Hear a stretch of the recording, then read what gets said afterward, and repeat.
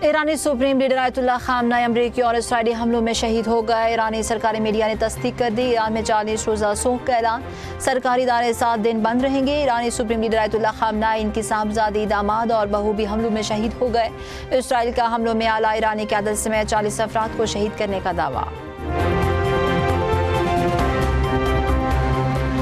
अमरीकी खुफिया agency CIA ने ईरानी क़यादत के इज्तिमा का सुराग लगाया, जिसके बाद इसराइल ने ईरान पर हमला किया। न्यूयॉर्क टाइम्स के मुताबिक इसराइल ने अमरीकी और अपनी इंटेलिजेंस की बुनियाद पर ऑपरेशन को अमली जमा पहनाया।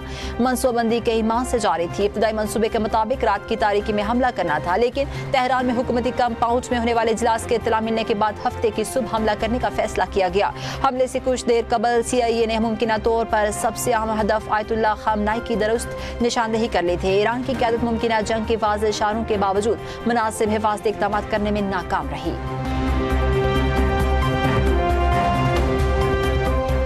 ऑपरेशन गज़ब-दिल हक जारी। पाक फौज ने अफगान तालिबान के मरकज पोस्ट पर कंट्रोल हासिल कर लिया। सिक्योरिटीज राय के मुताबिक पाक फौज ने पाक अफगान सरहद पर अफगान तालिबान की बिला इश्तियाल जाहिरात का मौसर जवाब दिया।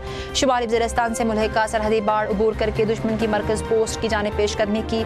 बहादुर पाकिस्तानी जवानों की अफगानिस्तान में दाखिल होने की खुसूसी वीडियो मंजर-आम पर आई। वीडियो में देखा गया कि पाकिस्तानी फोर्सेस के सामने आते ही अफगान तालिबान फरार होने लगे। पाक फौज ने भरपूर कार्रवाई के दौरान अफगान तालिबान के कंपाउंड क्लियर किया और दुश्मन के झंडे उतार दिए। सिक्योरिटी फोर्सेस का अपने तमाम अहदाफ के हुसूल तक जारी रखने का आज़म।